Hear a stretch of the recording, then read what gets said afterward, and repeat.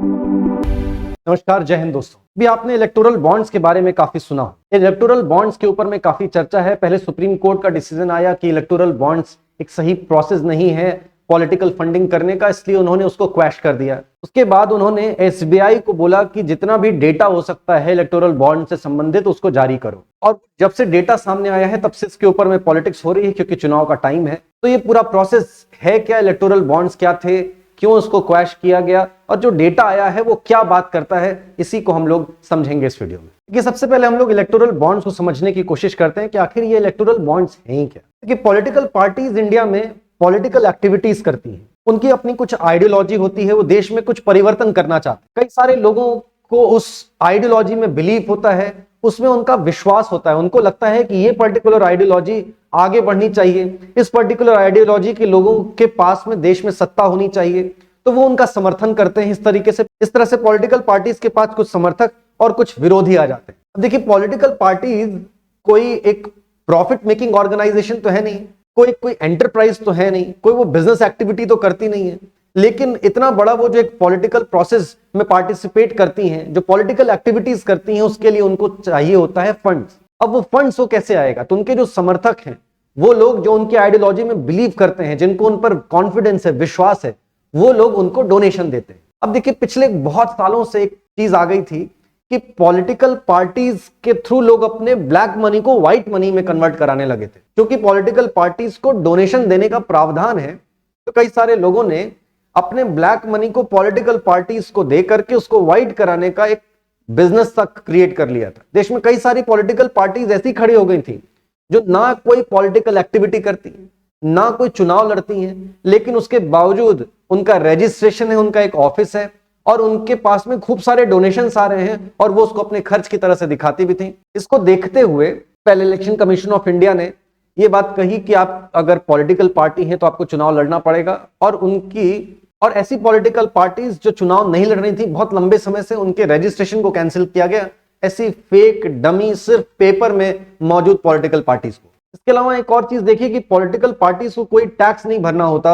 अपनी ये जो फंडिंग वो रिसीव करते हैं, जो डोनेशंस रिसीव करते हैं, उसके बदले में उनको कोई टैक्स नहीं भरना पड़ता। इसके अलावा वो आरटीआई के दायरे में भी नहीं आते, वो कहां खर्च कर रहे हैं उनको क्लियर कट इंफॉर्मेशन देने की जरूरत भी नहीं है किसी को। इसी का फायदा उठाकर पॉलिटिकल पार्टीज ब्लैक मनी के डिस्पोजल ग्राउंड से बनते जा रहे थे। किसी के पास भी ब्लैक मनी होता था, पॉलिटिकल पार्टीज को खोज करके उसमें वो डोनेट कर दिया करता था, उनके खर्च की तरह से दिखा करके वो अपने पैसे को व्हाइट में कन्वर्ट कर लेता था। इसके अलावा पॉलिटिकल पार्टीज कितना डोनेशन कैश मिलेंगी, कितना चेक मिलेंगी, इसका भी कोई डिस्क्रिमिनेशन नहीं था। इन्हीं सभी प्रॉब्लम्स को देखते हुए सरकार लेकर के आई इलेक्टोरल बॉन्ड। इस प्रोसेस के तहत क्या था कि अगर किसी को भी पॉलिटिकल पार्टीज को डोनेशन देना है, इस इलेक्टोरल बॉन्ड के प्रोसेस के तहत कहा यह गया कि कोई भी पॉलिटिकल पार्टीज एक सर्टेन लिमिट के ऊपर अगर उनको चंदा लेना है तो इलेक्टोरल बॉन्ड्स के थ्रू ही लेना पड़ेगा। वो सर्टेन लिमिट पहले 20,000 रुपए थी, बाद में उसको कम करके 2,000 रुपए कर दिया गया। 2,000 रुपए के नीचे अगर मान लीजिए कि कोई पॉलिटिकल पार्टी को डोनेट करता है, तो ऐसे डोनेशन जो पॉलिटिकल पार्टीज रिसीव करेंगी, उनका नाम, उनकी डिटेल्स उनको इलेक्शन कमीशन ऑफ इंडिया को बताने की कोई आवश्यकता नहीं है, लेकिन इसके ऊपर ये पैसा इलेक्टोरल बॉन्ड्स में ही लेंगी, और इसकी जानकारी इनको इलेक्शन कमीशन ऑफ इंडिया को बतानी पड़ेगी। लेकिन अगर इलेक्टोरल बॉन्ड्स के रूप में चंदा आता है तो उनका नाम उजागर करने की उनको आवश्यकता नहीं है, सिर्फ ये बताना होगा कितना रुपया हमको इलेक्टोरल बॉन्ड से प्राप्त हुआ, किसने जारी किया, ये बताने की आवश्यकता नहीं है। अब मान लीजिए कि किसी व्यक्ति को 20,000 रुपए से ज्यादा का डोनेशन करना है पॉलिटिकल पार्टी को।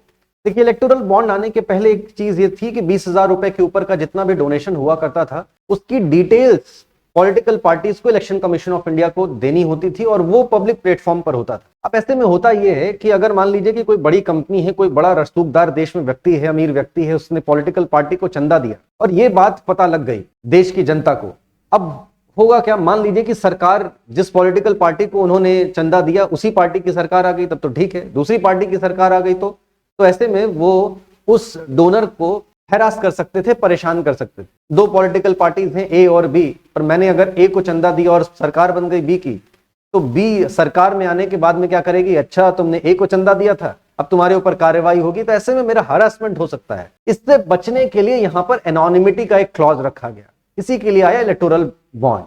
इलेक्टोरल बॉन्ड क्या है, मान लीजिए कि मुझे पॉलिटिकल पार्टी को चंदा देना है, तो मैं जाऊंगा बैंक में और यहाँ पर सिर्फ एक ही बैंक को इसको लिए ऑथराइज किया गया कि आप इलेक्टोरल बॉन्ड जारी कर सकते हैं, वो है स्टेट बैंक ऑफ इंडिया। मैं स्टेट बैंक ऑफ इंडिया के ब्रांच में जाऊंगा, वहां पर मैं बताऊंगा कि मुझे से कि 1 लाख रुपए, 2 लाख रुपए, 50 लाख रुपए, जो भी मेरे पास पैसा है, इतना रुपया मुझे पॉलिटिकल पार्टी को चंदा देना है, तो ये लीजिए पैसा और उसके बदले में मुझे दे दीजिए इलेक्टोरल बॉन्ड। वो इलेक्टोरल बॉन्ड मुझे दे दिया जाएगा। वो एक पीस ऑफ पेपर होगा जिसमें सिर्फ अमाउंट लिखा रहेगा, इलेक्टोरल बॉन्ड लिखा रहेगा, इसमें मेरा नाम, मेरी डिटेल्स कुछ भी नहीं होंगी। और मैं जाकर के चुपचाप से ये पेपर पॉलिटिकल पार्टी के ऑफिस में जमा कराऊंगा। वहां पर भी मुझे अपना नाम, अपना कोई भी पर्सनल डिटेल देने की आवश्यकता नहीं है। सिर्फ मैं बताऊंगा कि ये पॉलिटिकल पार्टी को मैं ये डोनेशन देना चाहता हूं, तो ये हो जाएगा। अब चाहूं तो मैं पॉलिटिकल पार्टी को अपने डिटेल्स बता सकता हूं, चाहूं तो मैं ना बताऊं।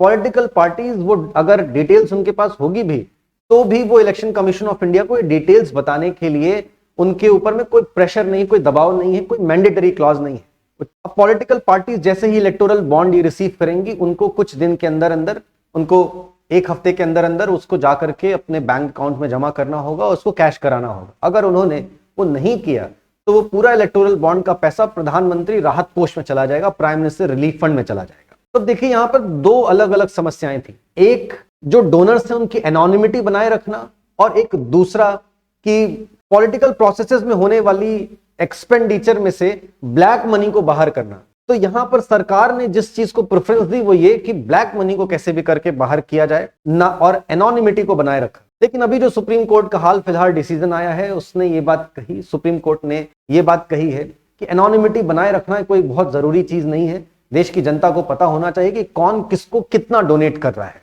ये चीज एकदम ट्रांसपेरेंट होनी चाहिए, फेयर होनी चाहिए। देखिए, इलेक्टोरल बॉन्ड्स के इस प्रोसेस में प्रॉब्लम भी कुछ बताई गई। प्रॉब्लम ये बताई गई कि यहां पर हम लोग एनोनिमिटी की बात कर रहे हैं, किसी को पता ना लगे, लेकिन एसबीआई को तो सब पता होगा कि किसने ये इलेक्टोरल बॉन्ड परचेस किया है, कितना परचेस किया है, तो उनके पास में तो डेटा होगा। और एसबीआई सरकार की ही एक बैंक है, तो सरकार के पास में तो डेटा आ सकता है। और अगर सरकार के पास में डेटा आ सकता है तो कोई भी जो डोनर होगा, जो बड़े कॉर्पोरेट्स होंगे, वो कभी नहीं चाहेंगे कि वो सरकार से किसी प्रकार का कोई बैर लें। तो वो ज्यादा पॉलिटिकल फंडिंग वो उसी पार्टी को करेंगे जिसकी अभी सरकार है। और ये चीज हमको देखने को मिलती भी है। यहाँ पर देखिए, जब डेटा अभी सामने आया तो देखा गया कि सबसे ज्यादा इलेक्टोरल बॉन्ड से जो फंड्स रिसीव किए गए हैं वो भारतीय जनता पार्टी के ही द्वारा किए गए हैं, क्योंकि केंद्र में अभी उन्हीं की सरकार है। इसके बाद ऑल इंडिया तृणमूल कांग्रेस, जो कि वेस्ट बंगाल में ममता बनर्जी की पार्टी है, उनको उसके बाद में 1609 करोड़ रुपए के इलेक्टोरल बॉन्ड्स। फिर उसके बाद में ऑल इंडिया कांग्रेस कमिटी, यानी कि ऑल इंडिया कांग्रेस की बात कर रहे हैं, उनको 1421 करोड़ रुपए के इलेक्टोरल बॉन्ड्स, और ऐसे बाकी सभी पार्टी से कुल मिला के 12,769 करोड़ रुपए के इलेक्टोरल बॉन्ड्स परचेज किए गए हैं और डोनेट किए गए।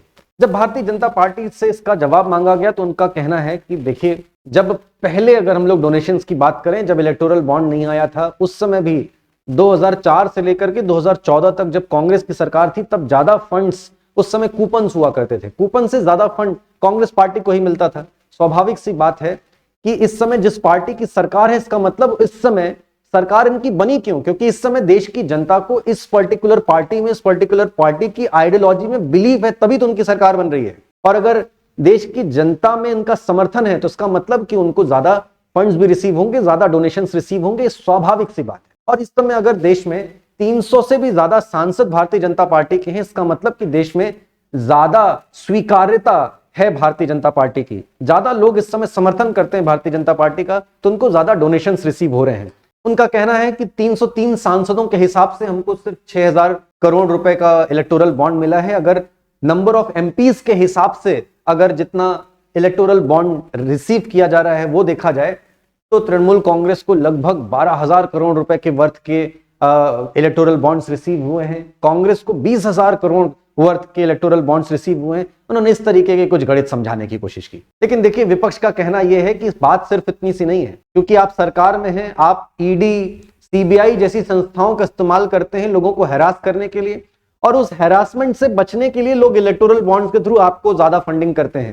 ये कोई समर्थन की बात नहीं है, दबाव की बात है। तो इस बात में कितनी सच्चाई है, जरा इसको देखते हैं। ये देखिए, यहां पर आपको डोनर्स नजर आ रहे हैं। ये जो बड़े बड़े डोनर्स हैं जिन्होंने 13,068 करोड़ रुपए का इलेक्टोरल बॉन्ड डोनेट किया है, किसी ने 966 करोड़ रुपए का, 616 करोड़ रुपए का, इस तरीके से जो बड़े बड़े डोनेशंस हैं इनमें से कई सारे लोग ऐसे हैं जिनके ऊपर किसी ना किसी तरीके का कोई सेंट्रल गवर्नमेंट की एजेंसी के द्वारा कोई ना कोई कार्रवाई की जा रही है। किसी के ऊपर में ईडी लगी हुई है, किसी के ऊपर में आईटी रेड्स हो चुके हैं, किसी के ऊपर में सीबीआई की कोई इंक्वायरी चल रही है। हालांकि देखिए इसमें से सभी ऐसे नहीं है। देखिए देश के सबसे बड़े डोनर्स की लिस्ट है, ये कंपनीज हैं और यहां पर आप देखेंगे तो ये इंडिविजुअल डोनर्स हैं।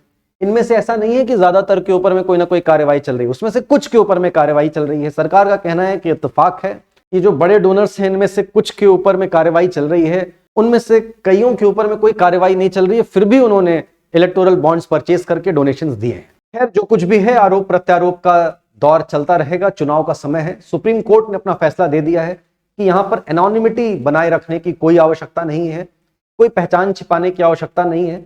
इलेक्टोरल प्रोसेसेस पूरी तरीके से ट्रांसपेरेंसी के साथ होने चाहिए।